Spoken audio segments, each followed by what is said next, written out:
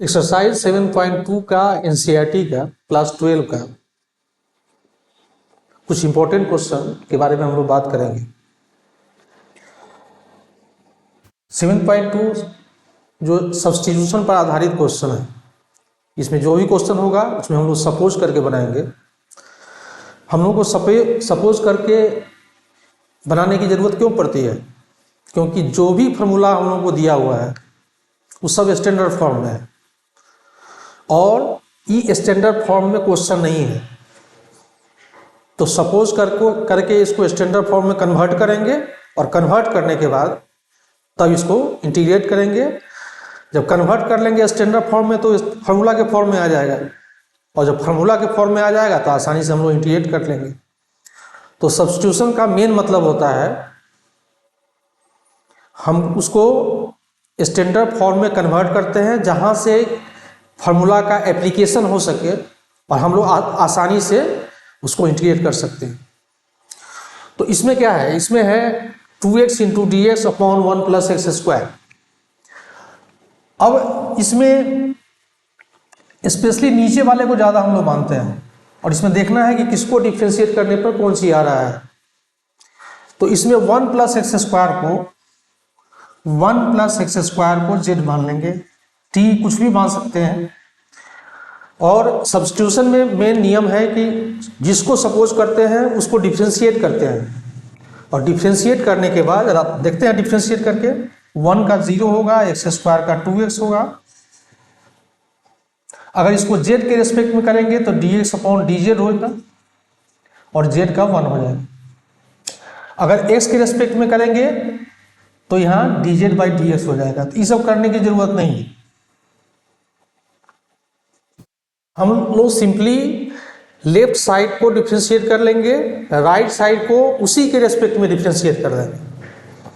जो x है उसको x के रेस्पेक्ट में डिफ्रेंशिएट करेंगे, z है उसको z के रेस्पेक्ट में डिफ्रेंशिएट करेंगे और जिधर x का पोर्शन है उधर dx लगा देंगे और जिधर z का पोर्शन है उधर dz लगाएंगे। उसके बाद डिफ्रेंशिएट करने के बाद जो पोजीशन आएगा, डिफ्रेंशिएट करने के बाद पोजीशन जो भी आएगा, जो भी टर्म आएगा उसको क्वेश्चन में खोजेंगे कि दिया हुआ है या नहीं दिया हुआ है। तो 2x into D x question में दिया हुआ है, इसको शुरू में आई सपोज कर लेंगे। अब इस 2x इंटू डी एक्स के स्थान पर dz डालेंगे। याद रखना है डिफ्रेंशिएट करने के बाद पोर्शन को क्वेश्चन में सर्च करेंगे। ये डायरेक्ट इतना वैल्यू दिया हुआ है तो इसको हटाएंगे, यहाँ से 2x इंटू डी एक्स को हटा के dz डालेंगे और इस पोर्शन को के बदले में z डालेंगे। इसका वैल्यू हो जाएगा लॉगरिथम z।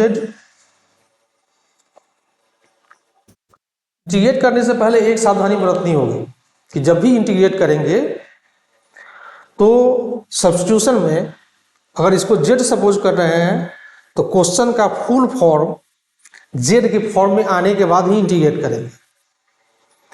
तो dz बाई z का होता है log z। log अब z के बदले इसको डाल देंगे 1 प्लस एक्स स्क्वायर प्लस सी, ये इसका आंसर हो जाएगा। फिर से एक बार देख लो, 2x इंटू डी एक्स है upon 1 plus x square, 1 plus x square को z मान लेंगे। उसके बाद इसको डिफ्रेंशिएट करेंगे। डिफ्रेंशिएट करने के बाद इस पोर्शन को खोजेंगे, क्वेश्चन में कहाँ दिया हुआ है। क्वेश्चन में इस पोर्शन के बदले में dz डालेंगे और जिसको सपोज किया है उसके बदले में z डाल देंगे। dz बाई z का होता है log z और z को रिप्लेस कर देंगे जो सपोज किए थे 1 प्लस एक्स स्क्वायर से।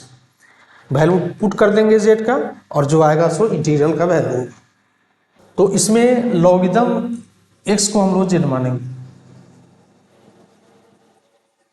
फिर वही काम करना है, इसको डिफ्रेंशिएट करना है 1 by x into D x dz।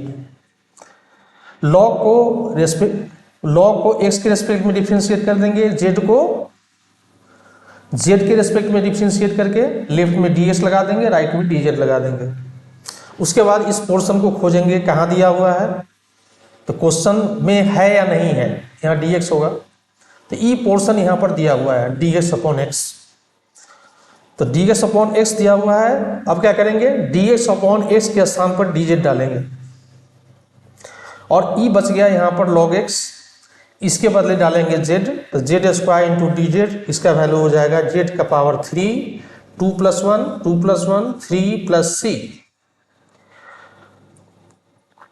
अब z के स्थान पर वैल्यू पुट कर देंगे तो log x का पावर 3 अपॉन 3 + c, यही इसके इंटीग्रल का वैल्यू होगा।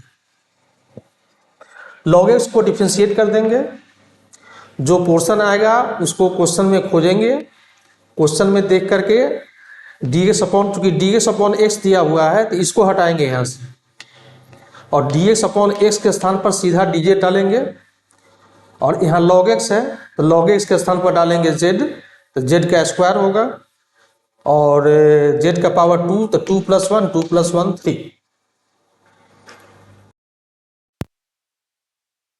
तो तीसरा क्वेश्चन है, ये भी इंपॉर्टेंट है, कई बार एग्जाम में आ चुका है। Integral of dx upon x plus x log x, इसमें से पहले x कॉमन निकालेंगे, x कॉमन निकालने के बाद यहाँ बचेगा 1 + log x। अगर log x होता हम यहाँ पर log x को भी z मान सकते हैं, लेकिन अगर log x के साथ अगर कोई भी कांस्टेंट प्लस या माइनस से कनेक्ट होगा तो उसको पूरा इसके साथ z मान लेंगे। ऐसे log x को भी z मानेंगे तो क्वेश्चन बन जाएगा, लेकिन कांस्टेंट के साथ मानने से एक फायदा क्या होगा, क्योंकि कांस्टेंट को डिफरेंशिएट करते हैं तो 0 आता है, तो पूरा पोर्शन z के फॉर्म में आ जाए। तो क्या करेंगे, पहले इसको डालेंगे, पुट 1 + log x = z करेंगे।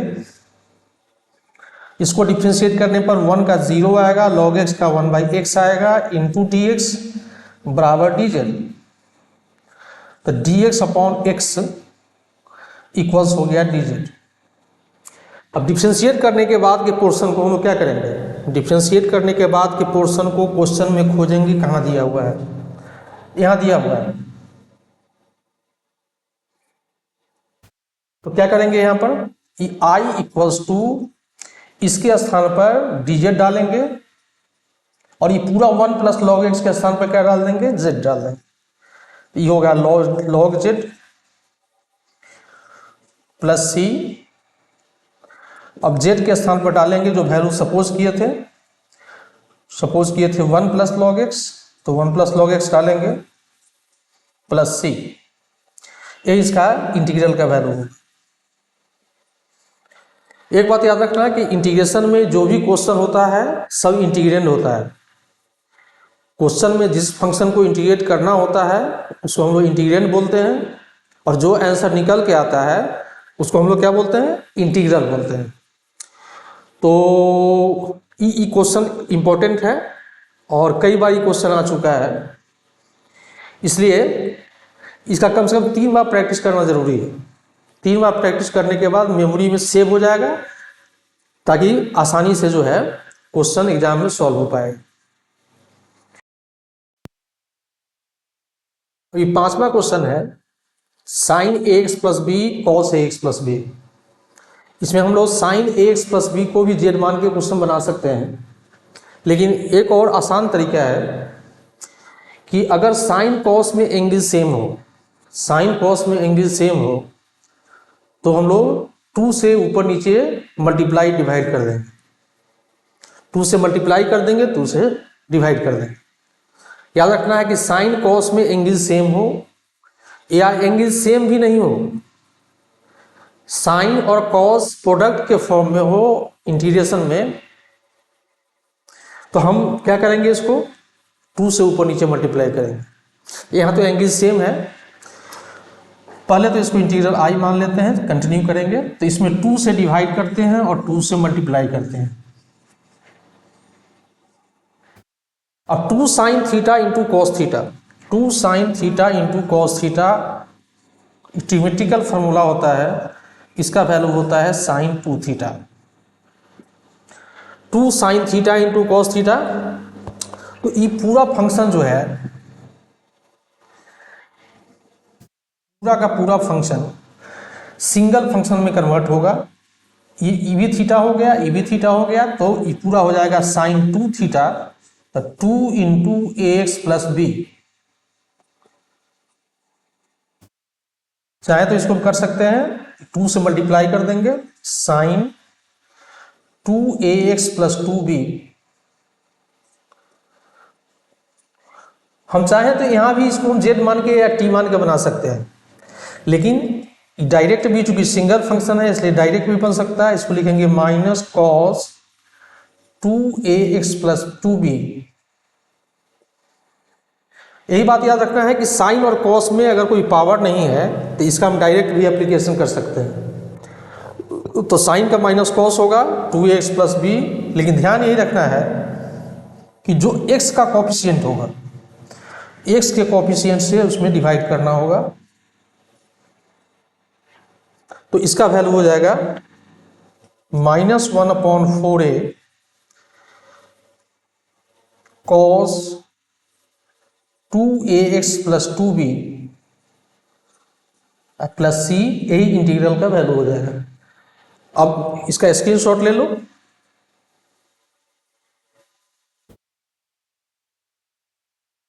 अब चलते हैं नेक्स्ट क्वेश्चन पर। अब यहाँ ये भी बोर्ड मॉडल क्वेश्चन है, 4x plus 2 under root x square plus x plus 1। Question number 9 है एनसीईआरटी का। अगर इस ढंग के क्वेश्चन में क्वेश्चन का फॉर्म रहता है, मान लो ऐसा पी एक्स प्लस क्यू और अंडर रूट, कोई जरूरत नहीं है अंडर रूट पर, क्योंकि रूट का मतलब पावर 1/2 होता है। A X square plus B X plus C हो, या रूट हो या पावर कुछ भी हो, अगर इंटीग्रल का फॉर्म इसके फॉर्म में होता है, एन के स्थान पर 1/2 हो जाएगा तो रूट हो जाएगा। तो इसको जो है ना क्वाड्रेटिक को, मतलब लीनियर हो और पावर के अंदर में क्वाड्रेटिक हो, तो हम लोग क्या करते हैं, इस क्वाड्रेटिक को जेड मान के क्वेश्चन बनाते हैं। तो क्वाड्रेटिक को हम लोग क्या करेंगे, इसमें क्वाड्रेटिक कौन सी है, क्वाड्रेटिक है x square plus x plus 1। तो जरा हम लोग इसको सपोज करते हैं, लेकिन सपोज करने से पहले एक बात और ध्यान रखना है कि जब भी कुछ कॉमन निकालने की नौबत आए तो जल्दी से कॉमन निकाल लेंगे। अगर इसमें से 2 कॉमन निकालेंगे तो ये आ जाएगा 2x प्लस 1, ये हो गया x square plus x plus 1, इसका under root into D x. अब ये बाहर लीनियर फंक्शन है, फिर से याद रखो कि बाहर अगर लीनियर हो और अंदर में रूट हो या पावर कुछ भी हो, क्वाड्रेटिक हो, तो रूट के अंदर या पावर के अंदर वाले को हम लोग, क्वाड्रेटिक पोर्शन को हम लोग जेड मान लेते हैं। फिर वही कहानी, जब भी सब्स्टिट्यूशन रूल में हम लोग क्या करते हैं, जेड मानते हैं तो पहले उसको डिफ्रेंशिएट करते हैं। तो डिफ्रेंशिएट करने पर एक्स स्क्वायर का 2x, एक्स का 1 और 1 का 0, तो उसको छोड़ देंगे इंटू डी एक्स बराबर डी जेड। फिर वही काम करेंगे कि जब डिफ्रेंशिएट करने के बाद जो टर्म आता है उसको सर्च करेंगे क्वेश्चन में कहाँ दिया हुआ है। तो क्वेश्चन में यहाँ दिया हुआ है 2x plus 1 into D x. तो फिर यहाँ i लिखेंगे और यहाँ 2 है। अब 2x plus 1 into D x को हटा देंगे, तो इसके स्थान पर डाल देंगे डी जेड और इसके स्थान पर जेड डालेंगे। तो जेड का पावर रूट का मतलब 1/2, तो इसका वैल्यू हो जाएगा 2 इंटू फिर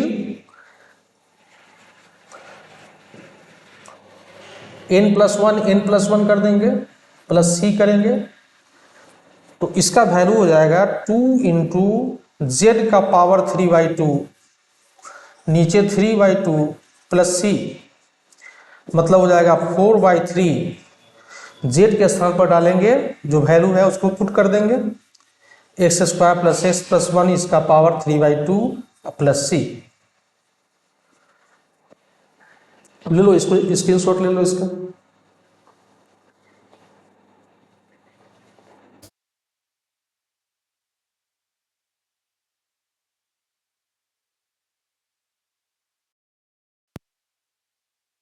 अब क्वेश्चन नंबर 18 को देखते हैं।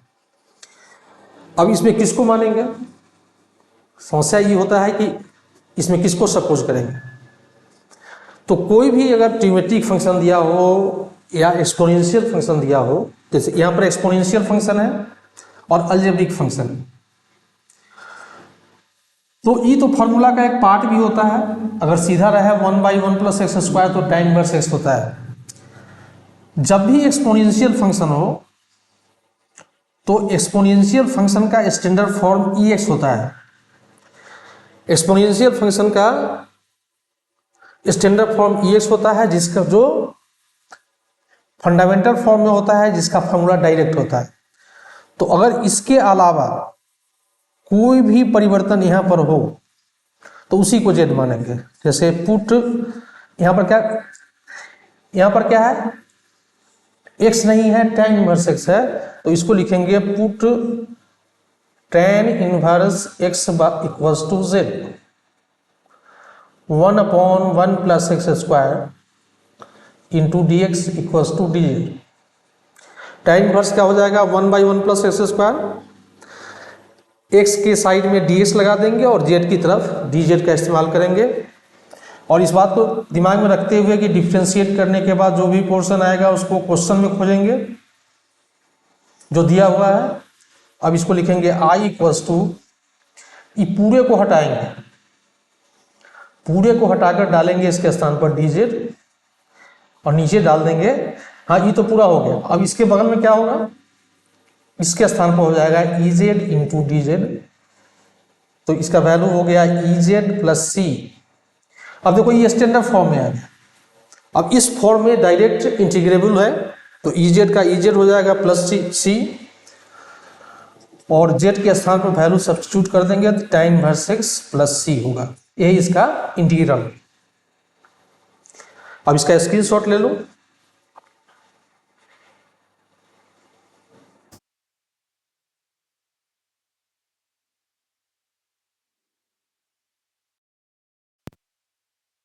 अभी क्वेश्चन तो एक बार आईआईटी में पूछा हुआ है, लेकिन ये भी बोर्ड मॉडल क्वेश्चन है। आईआईटी में बहुत पहले पूछा गया था।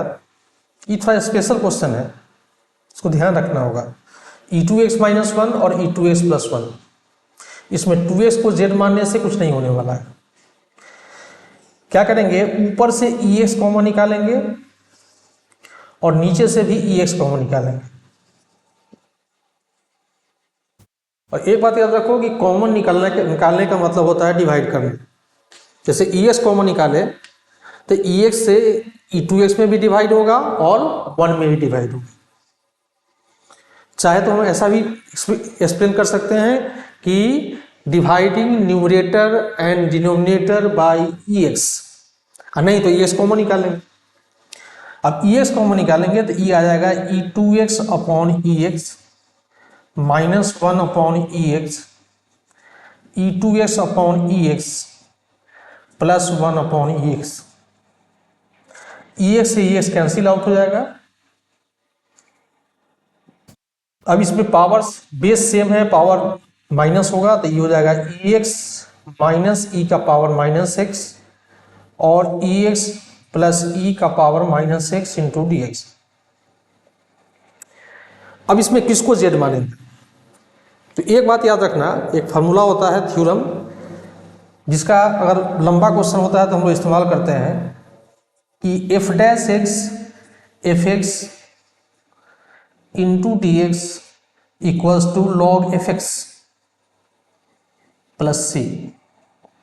इसका मतलब क्या हुआ कि डिनोमिनेटर को डिफ्रेंशिएट करने के बाद, अगर डिनोमिनेटर को डिफ्रेंशिएट करने के बाद न्यूमरेटर आता है तो उसका आंसर क्या होने जा रहा है, लॉगरिथम डिनोमिनेटर। नीचे को डिफ्रेंशिएट करने पर अगर ऊपर वाला आता है तो उसका आंसर आएगा लॉगरिथम नीचे वाला। फिर से सुनो, डिनोमिनेटर को डिफ्रेंशिएट करने पर अगर न्यूमरेटर आता है तो उसका आंसर आएगा लॉगरिथम नीचे वाला, मतलब डिनोमिनेटर। और ये थ्योरम है जिसका हम लोग लंबे क्वेश्चन में डायरेक्ट इस्तेमाल करते हैं। अब इसमें देखो ना, ex को डिफ्रेंशिएट करने पर ex आएगा, इसको डिफ्रेंशिएट करने पर देखो e - x को डिफ्रेंशिएट करने पर क्या आता है, माइनस ई माइनस एक्स, और ई एक्स को डिफ्रेंशिएट करने पर ई एक्स, तो ई एक्स प्लस ई का power minus x equals to z मानेंगे, फिर वही डिफ्रेंशिएट करेंगे तो ई एक्स इसका हो जाएगा E minus X into D X equals to D Z. अब डिफ्रेंशिएट करने के बाद क्वेश्चन में देखेंगे ये पोर्शन है या नहीं है, तो ये पोर्शन क्वेश्चन में दिया हुआ है, तो इसके स्थान पर dz डालेंगे, और इसको सपोज किए हैं z, तो यहाँ z डालेंगे, तो इसका वैल्यू हो जाएगा log z प्लस c। अब z के स्थान पर वैल्यू डाल देंगे तो log ex प्लस ई का पावर माइनस एक्स प्लस सी, यही इसका इंटीग्रल का वैल्यू होगा। चलो स्क्रीनशॉट ले लो, और प्रत्येक क्वेश्चन को कम से कम 3 बार बनाएगा।